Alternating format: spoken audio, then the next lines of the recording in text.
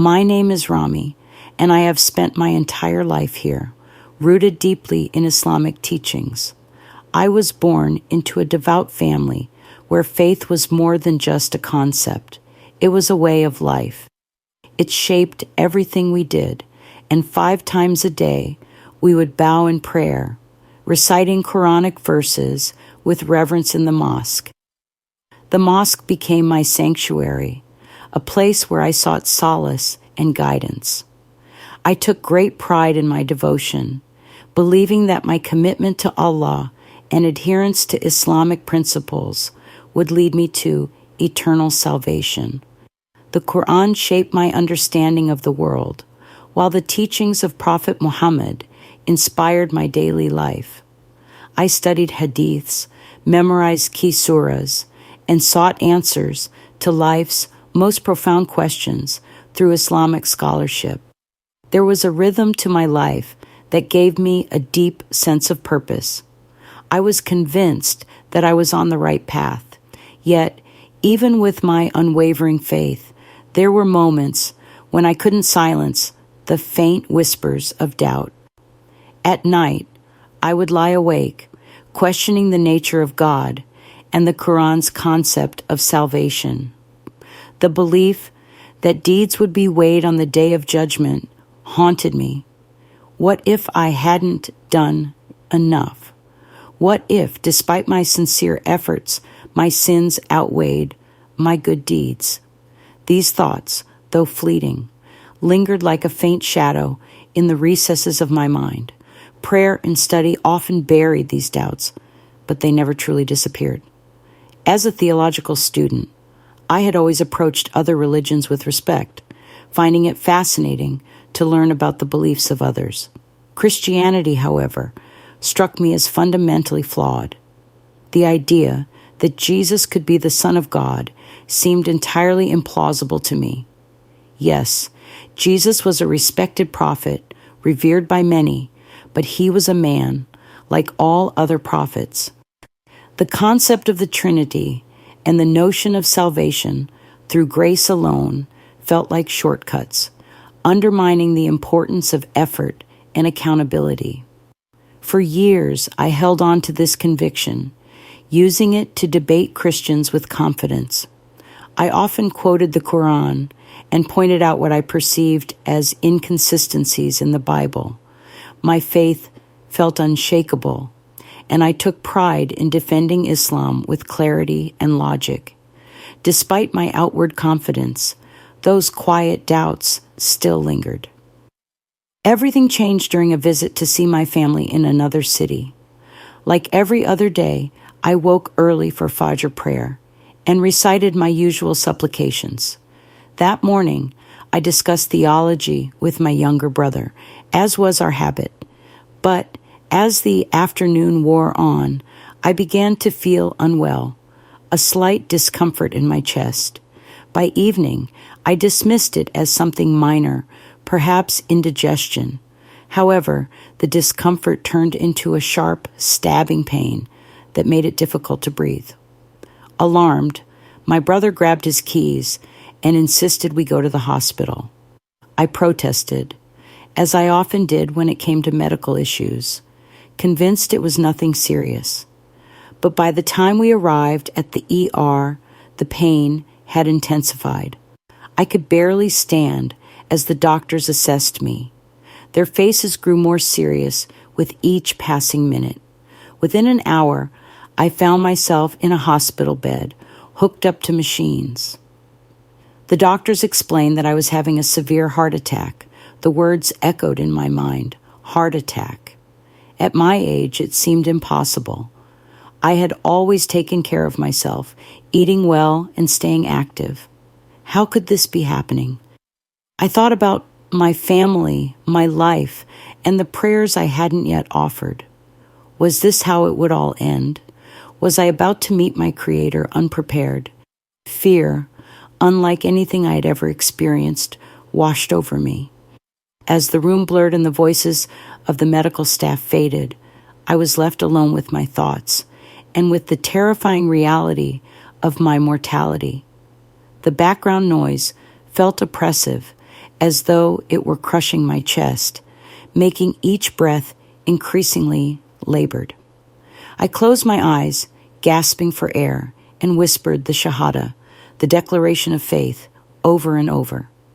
Desperation clung to my voice as I repeated the sacred words, La ilaha illallah, Muhammadur Rasulullah. Darkness began to envelop me, and for a moment there was nothing, no pain, no sound, no light. Only silence remained. But within that silence, I sensed something profound, an overwhelming feeling that this was not the end. Someone, or something, seemed to be waiting for me.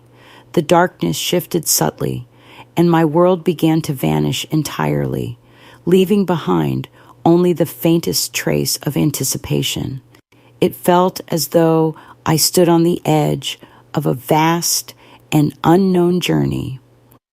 Although I was uncertain about the future, I was certain that my life was about to undergo a profound transformation.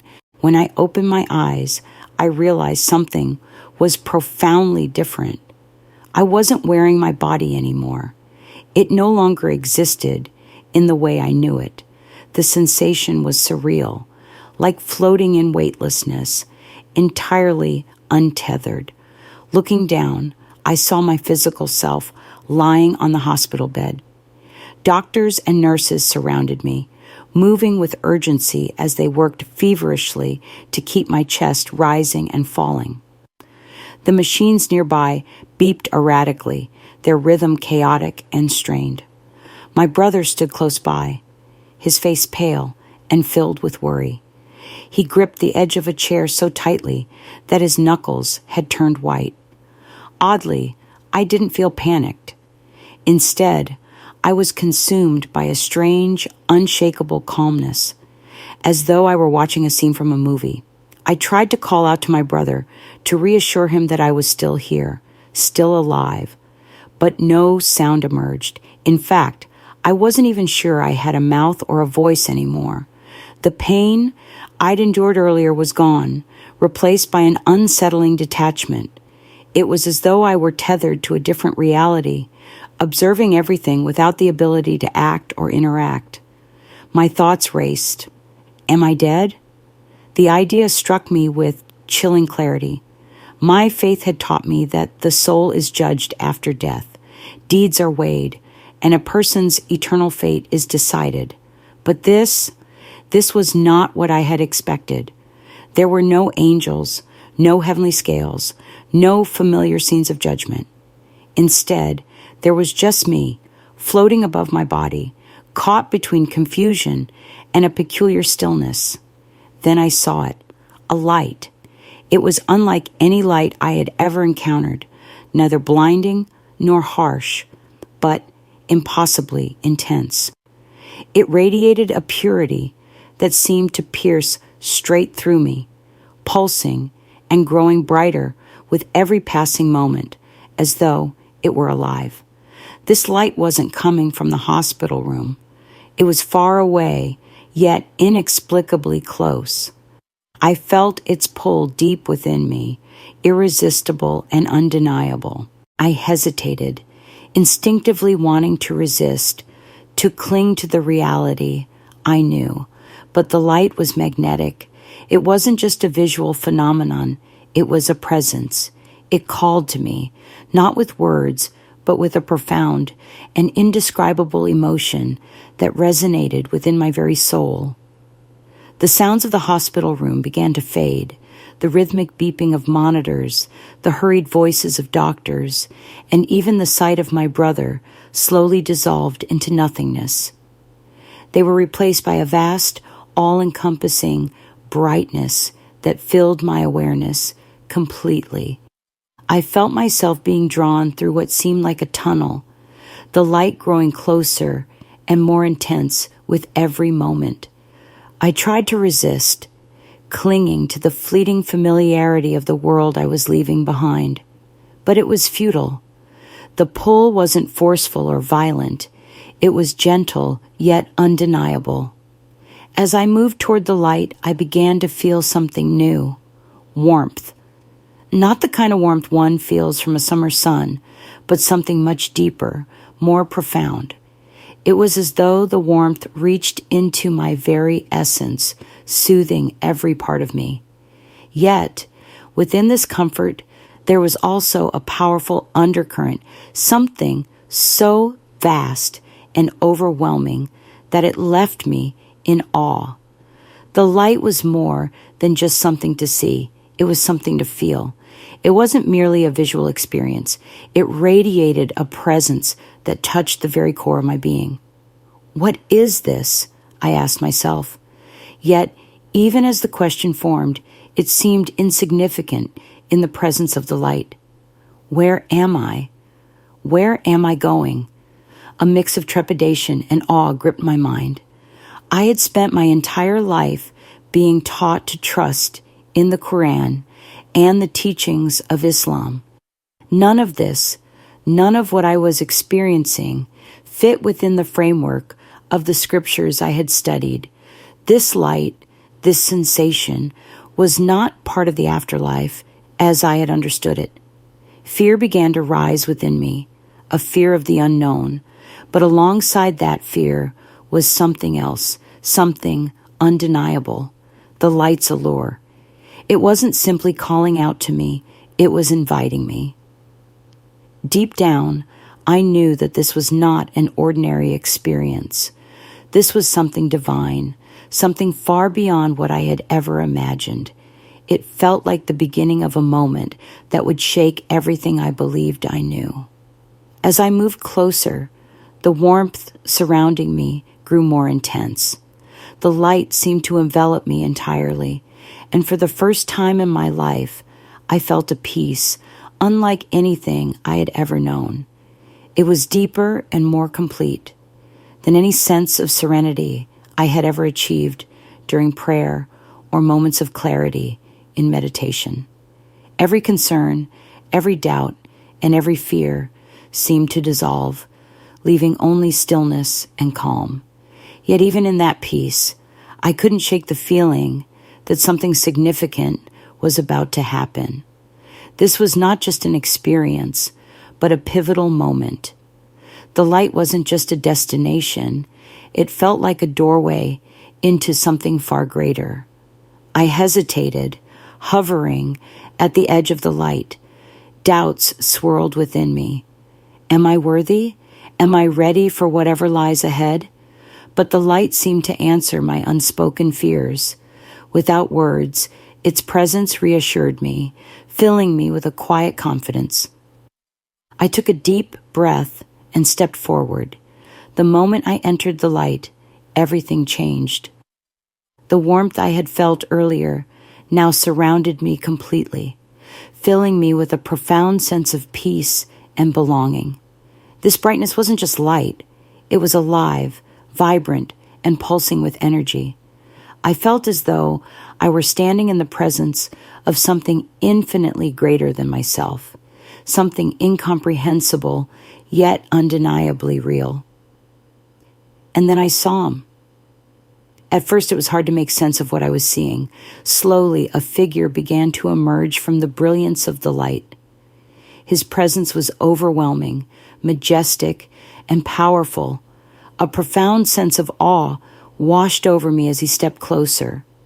With each step, I felt waves of love and compassion radiating from him, wrapping around me like a protective embrace. This wasn't just an abstract feeling. It was as if he embodied the very essence of love itself. Who are you? I thought, though I didn't need to speak the words aloud. The figure's gaze met mine, and in that moment, it felt as though he could see straight through me, into my heart, my soul, and every hidden part of my being. His eyes held no condemnation, only a deep and unconditional understanding. It was as if he knew everything about me, every thought, every doubt, every sin, and loved me still. I am Jesus, he said. The words hit me like thunderbolts. Jesus. My mind raced as I tried to comprehend what was happening.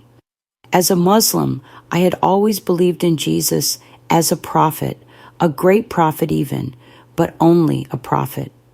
The idea of him being the Son of God was something I dismissed completely, something I debated against countless times, and yet here he was, standing before me. He was more real than anything I had ever experienced. "This isn't possible," I whispered, more to myself than to him. "You are just a prophet. How can this be?"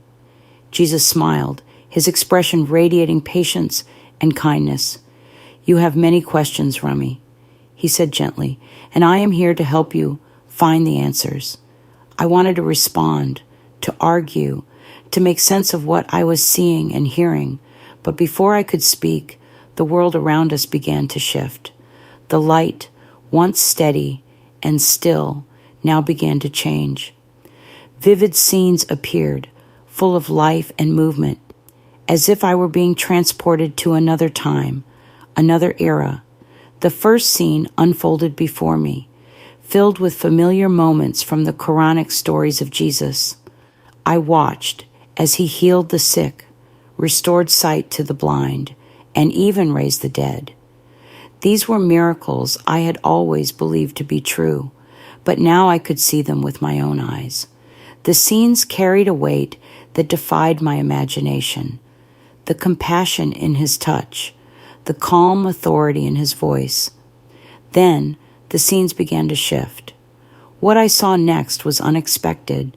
These moments seemed to come from the Bible rather than the Quran, passages I had dismissed before.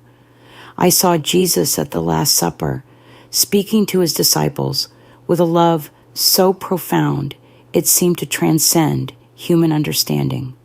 I watched him pray in the garden, his anguish palpable as he prepared for what lay ahead. Then I witnessed the crucifixion. I tried to look away, but couldn't. I saw the nails, the crown of thorns, and the agony etched into his face. Yet, even in his suffering, there was something extraordinary, an unshakable sense of strength and purpose. "Why?" I asked, my voice trembling. "Why would you endure this?" "For you," he said simply. "For all of you." The words pierced my heart. My understanding of salvation had always been tied to deeds, earning favor through actions. The idea that someone would willingly bear the weight of humanity's sins out of love seemed almost impossible to grasp. The scenes changed again, and this time I was shown passages from both the Quran and the Bible. Jesus pointed out prophecies in the Quran, verses I had read countless times but never fully understood. They spoke of a Messiah, a light for the nations, a Savior. Then he showed me their fulfillment in the Bible, where every prophecy pointed to him. How did I not see this, I asked, my voice heavy with realization. How could I have missed it? "You were seeking the truth," Jesus said gently, "and now you found it." Tears streamed down my face as the gravity of his words sank in. His words upended everything I had believed and clung to. Yet amidst the upheaval, I felt a strange clarity, as if the pieces of a puzzle I had been struggling with my entire life were finally falling into place. "There is more to see," Jesus said, his eyes full of compassion. "Will you come with me?" I nodded, my mind still reeling. Although I was uncertain about the future, I was certain that my life would undergo a significant transformation. As Jesus extended his hand, the world around us shifted once more. The light expanded, enveloping everything. I felt weightless, as if I were being transported to another realm. I wasn't afraid.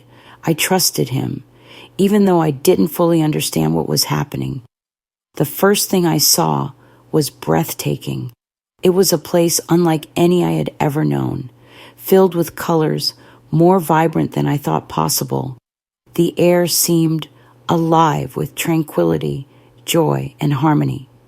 There was no pain, no suffering, no sadness, only overwhelming love.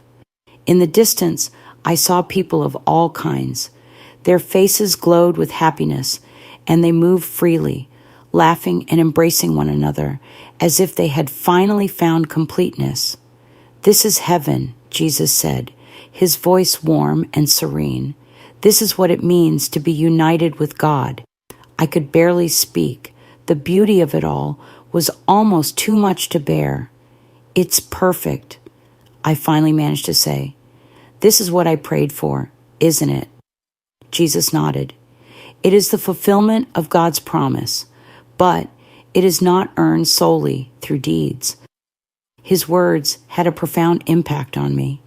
I had always believed salvation was a balance, good deeds outweighing bad, prayers offered at the proper times, fasting observed correctly. But now Jesus was telling me something different. "It is not about earning salvation," he said. "It is about grace." "Grace?" I whispered, my voice trembling with both confusion and hope. "What do you mean?" Jesus looked at me with infinite patience. "No one can earn perfection. No one can live without sin, no matter how hard they try. God's love is not something to be earned. It is something to be accepted. That is why I gave my life for you and for everyone, so that you could be free." His words rocked the core of everything I had ever known.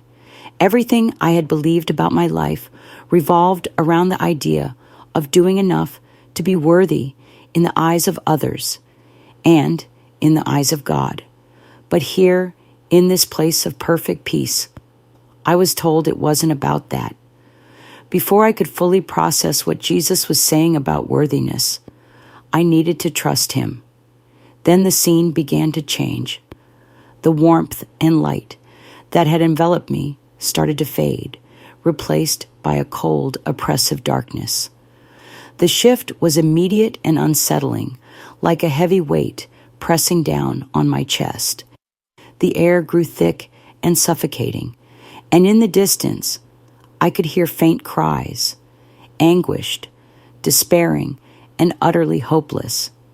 "This is hell," Jesus explained, his tone heavy with sorrow. "This is separation from God."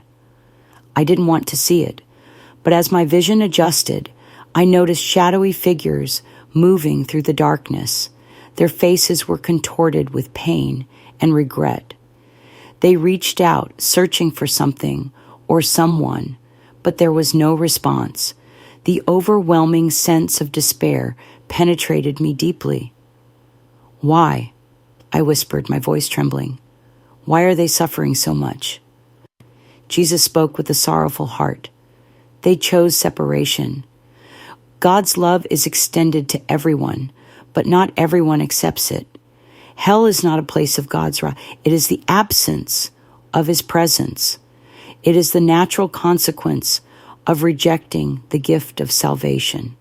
I couldn't bear to look any longer. The pain and emptiness in that place were worse than anything I had ever imagined. Yet, even in the midst of that darkness, I felt a profound sense of Jesus' love. It radiated from him, as though his heart ached for every soul that had chosen to turn away. "Do you understand, Rami?" Jesus asked, his eyes meeting mine.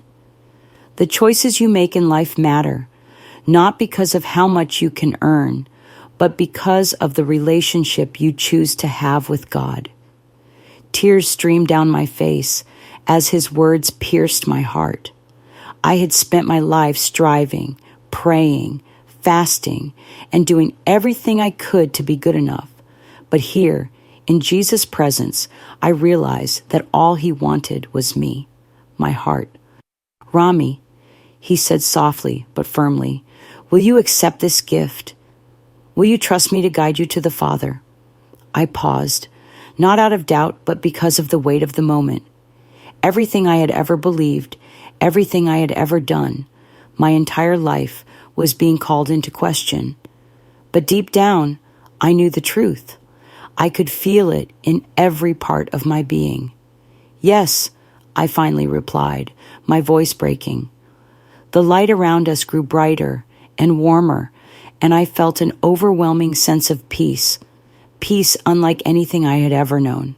It was more than just peace. It was freedom from fear, from striving, and from the burden of trying to earn what could only be given. There is more for you to do, Jesus said, his tone purposeful. You must return and tell others what you have witnessed. Return? I asked, surprised. But I don't want to leave. I want to stay with you. He smiled. His expression was both comforting and challenging. Your time here's not yet over. There are people who need to hear your story and understand the truth. The light began to shift again, and I felt a pull, as though I were being drawn back to the world I thought I had left behind. I didn't want to go, but I knew I had to. Jesus had given me a purpose, a mission that I could not ignore. As the vision of heaven and hell faded, his final words echoed in my mind. Go, Rami, and share the truth. I will be with you. When I opened my eyes, I was met with the harsh glare of fluorescent hospital lights. My chest burned with the absence of the divine light, and the sterile smell of antiseptic filled the air. Pain replaced the peace I had felt, and the rhythmic beeping of machines surrounded me, grounding me in the reality I had returned to. Voices buzzed around me, filled with urgency and relief. He's back, one of the doctors exclaimed. I blinked, my vision blurry, as I tried to focus on the figures moving around me. Then, through the haze, my brother's face appeared. His eyes were wide, filled with a mix of shock and emotion I couldn't quite place. Can you hear me, Rami? My brother asked, his voice trembling with a mix of shock and joy. I nodded weakly, unable to speak.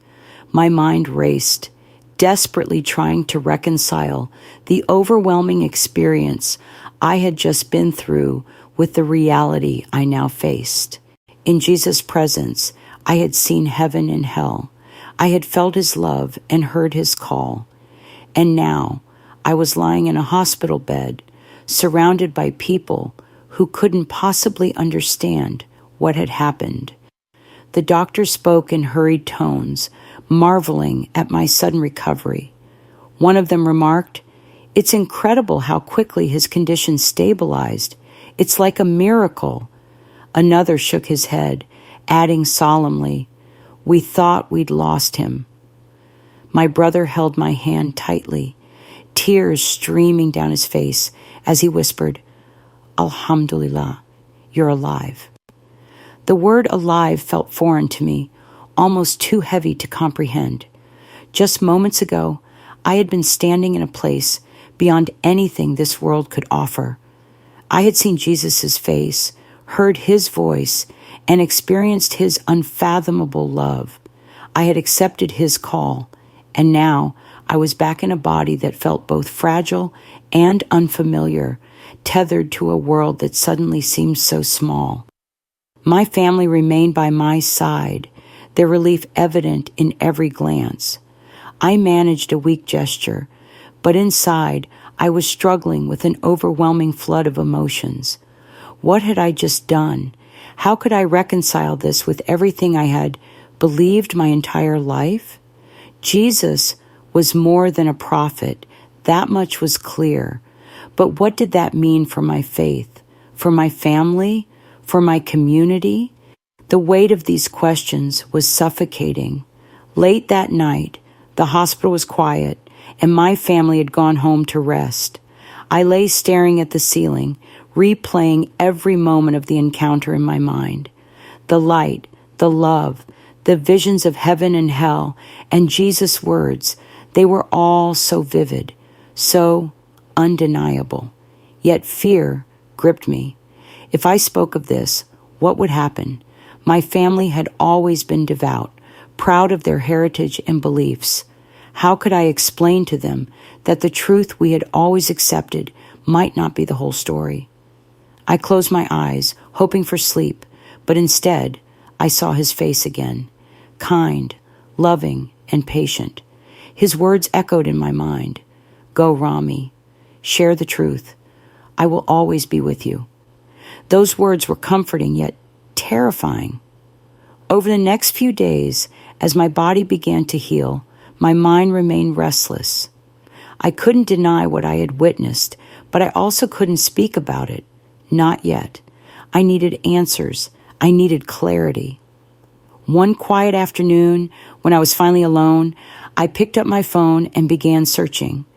I didn't even know where to start, but eventually I found myself reading about Jesus, his teachings, his miracles, his sacrifice. I read about grace, a concept that had felt so foreign to me during my encounter, but now seemed like a lifeline. And then, for the first time in my life, I opened a Bible. It felt strange, almost forbidden, but once I began reading, I couldn't stop. The words leapt off the page and resonated deeply with everything I had experienced. It was as if the book itself was alive, speaking directly to me. The more I read, the more the puzzle pieces started to align. Passages from the Quran that had once confused me now make sense. Prophecies about Jesus that I had overlooked or misunderstood became clear. But with every revelation, the weight of my decision grew heavier. I knew I had been called to share the truth. Yet even thinking about doing so filled me with dread. How would my family react? How would my community respond? Being a devout Muslim was the foundation of my identity. What would they think if I told them I had met Jesus and accepted him as the Son of God? One night, as I lay in bed, the burden became unbearable. I couldn't carry it alone. I needed to speak to someone I trusted, someone who might understand. My brother's face came to mind. We had always been close. While I wasn't sure if he would believe me, I knew he loved me enough to listen. Taking a deep breath, I reached for my phone. I hesitated, my hand trembling, before finally dialing his number. Rami, is everything okay? He asked, concern evident in his voice. No, I admitted, my voice shaking. I need to tell you something. Something happened while I was gone. There was a pause on the other end. On the other end of the line, my brother cautiously asked, What is it? His voice was laced with concern. As I prepared to respond, a wave of fear surged through my chest. But then I remembered Jesus' words. I will always be with you. In that moment, I realized I was not alone. It felt as if I were standing at the starting line of a journey, uncertain of where it would lead, but knowing I had to take the first step. Sharing my story felt like stepping into a storm without any guarantee of making it through unscathed. I decided to begin small. I confided in my closest friend, Omar, who had always been my sounding board. If anyone could understand me, or at least listen without judgment, it would be him. We sat together over tea one evening, the air heavy with unspoken words. I have something to tell you, I began hesitantly, my voice faltering. It's different. It's about what happened while I was in the hospital. Omar raised an eyebrow, his expression a mix of curiosity and concern. You're talking about when we thought we'd lost you? Yes, Omar, but it wasn't just that I lost consciousness. I went somewhere. His expression grew serious as he leaned in closer. What do you mean? Taking a deep breath, I recounted everything. My out-of-body experience, the light, meeting Jesus, and the vivid visions of heaven and hell. I shared how Jesus had spoken to me, explaining grace and salvation, and how he had invited me to follow him. When I finished, There was a long silence. Omar stared at me, his face a mixture of shock and disbelief. Finally, he spoke, his voice cautious. "Rami, you've always been a quiet but steadfast man of faith, a seeker of truth. But this is hard to believe. Are you sure it wasn't just a dream? The mind can do strange things when the body is under stress." "I've thought about that," I admitted. "But it wasn't a dream, Omar. It was more real than anything I've ever experienced. I felt his presence. I saw heaven. I saw hell. And I know what he told me is true." Omar looked away, struggling to process my words. "You're saying that everything we've believed, everything we've lived by, isn't the whole truth?" "No," I replied gently. "I'm saying the truth is greater than we realized. Jesus isn't just a prophet. He's the Messiah. He's the way to God." Omar shook his head, disbelief etched into his features. "Rami, this could ruin you. If you tell others about this, you know how they'll react." "I know," I said, my voice steady. "But how can I stay silent? I was shown the truth, Omar. I have to share it." He said nothing, but I could see the conflict in his eyes. Part of him wanted to dismiss me, to chalk this up to delirium or imagination. But another part, the part that knew me, was listening, considering, and maybe even believing. Over the next few days, I shared my story with a handful of trusted friends. Some reacted skeptically, like Omar. Others were concerned or dismissive, unwilling to entertain the possibility. Yet, a few listened with open hearts. One of them was an elder from our community, a man I had always admired for his wisdom. When I told him my story, he didn't interrupt or argue. Instead, he listened carefully. "Rami," he said thoughtfully, "truth has a way of finding us, even when we aren't looking for it. Perhaps this is God's way of opening a new path for you." His words gave me hope. If even one person could see the sincerity in my heart, perhaps others would too. But I knew I couldn't stop there. Jesus had called me to share the truth. I felt compelled to do so openly, no matter the cost. It wasn't about me. It was about him and the message he had entrusted to me. One evening, I found myself standing before a small gathering of family, friends, and a few curious strangers. My heart pounded, but I felt a steady presence, as though Jesus himself were standing beside me. "Many of you will find this hard to believe," I began, my voice trembling, but determined. "But I must tell you what happened to me when I was on the brink of death. I met Jesus. He revealed the truth about God, heaven, and grace. He called me to share this truth with you." The room fell silent. My words hung heavy in the air, met with a mix of reactions: shock, confusion, curiosity, and even anger. But I pressed on, sharing every detail of my experience. I spoke of the light and the love, of heaven and hell, of the invitation to follow him. As I finished, I looked around the room. The reactions were varied, some skeptical, others thoughtful.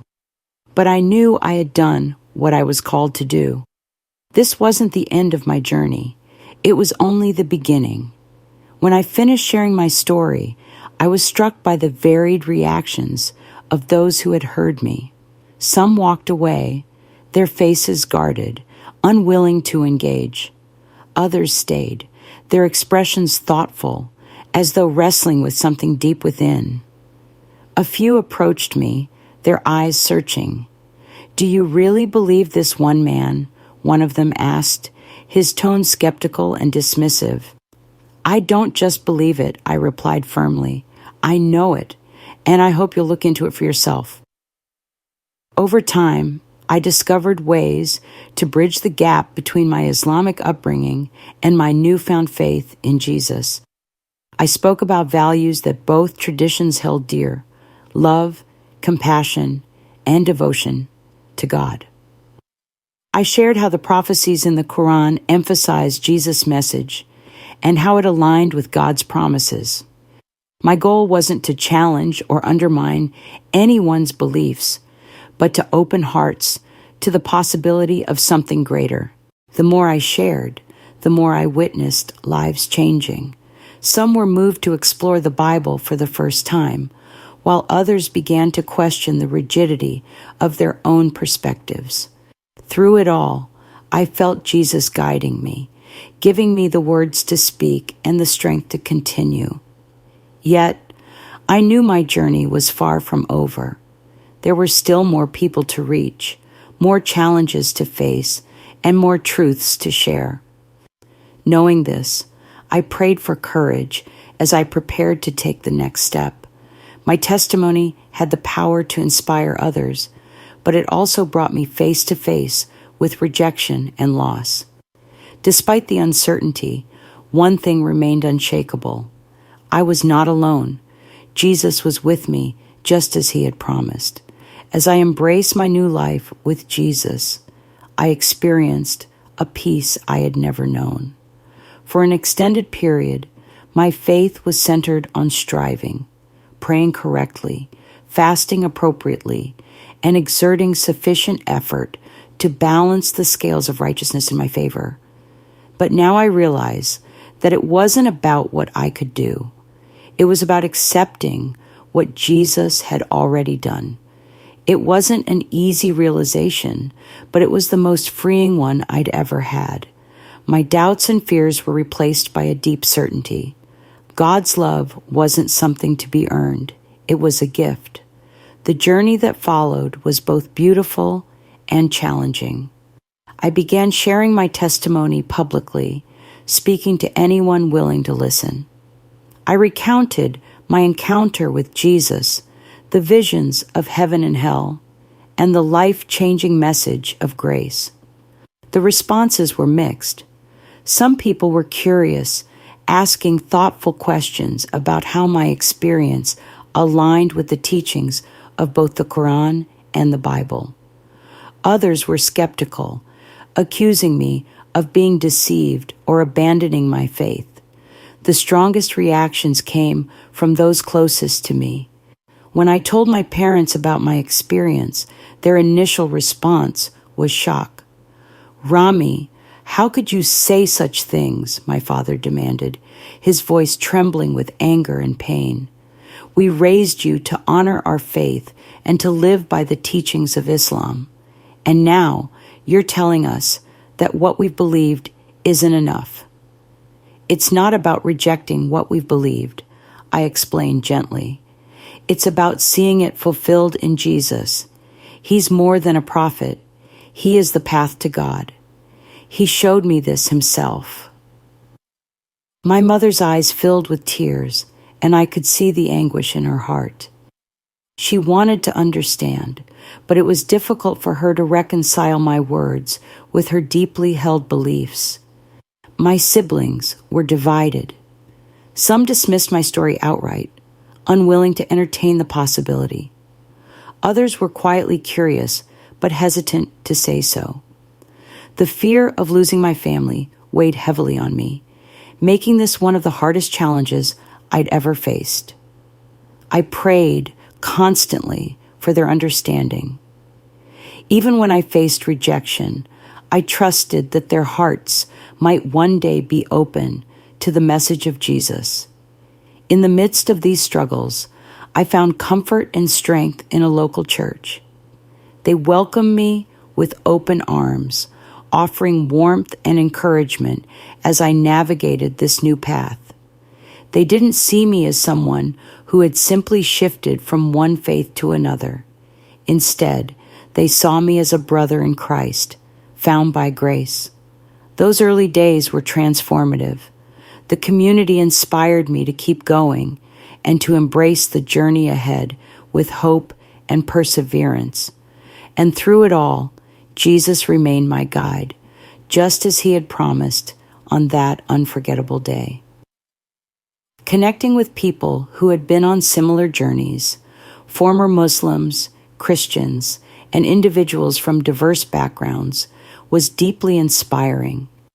These were people from all walks of life who had encountered Jesus in profound ways, and their stories resonated with me. As I continued to share my testimony, I realized I wasn't alone in my journey of transformation. Through my experiences, I began to witness others' lives changing. People who had once been indifferent to faith started questioning their beliefs. Even those who had been rigid in their perspectives began to consider the possibility that Jesus was more than a prophet. Some, including myself, bravely accepted him as their savior. One of the most moving moments came from my younger brother. Initially, he had dismissed my story, unwilling to entertain the idea. But late one night, he came to me. "Rami," he said quietly, "I've been thinking about what you said about Jesus and grace. I'm not sure if I'm convinced yet, but I'd like to learn more." My eyes filled with tears, and I embraced him tightly. "That's all I ask," I replied. "Seek the truth. Jesus will meet you there." As my journey progressed, I discovered new ways to apply my unique abilities to bridge the gap between Islam and Christianity. I spoke about shared values, love, devotion, and the pursuit of truth. I highlighted the prophecies and Quranic teachings that identified Jesus as the Messiah, demonstrating how these truths aligned with the Bible. Many people had never considered the connections between the two faiths, but as I shared them, it became clear that Jesus' message transcended religion. His message was about relationship, a personal connection with God made possible through his sacrifice. It was about grace, forgiveness, and a love so profound that it surpassed anything I had ever known. Looking back, I can see how God used every aspect of my life, my upbringing, my doubts, even my struggles, to prepare me for this mission. While the journey hasn't been easy, every rejection, every challenging conversation, and every moment of doubt has been worth it. Witnessing lives transformed by the truth of Jesus has brought immeasurable joy and purpose to my life. As I bring this chapter of my journey to a close, I want to leave you with this. Seeking the truth requires courage and a willingness to question everything you think you know.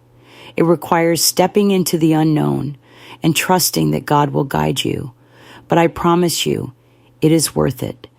If my story has touched your heart, I encourage you to seek Jesus. Open your heart to him, and he will meet you right where you are. Thank you for listening to my journey. If you'd like to share your thoughts or request prayer, please include your name in the comments below.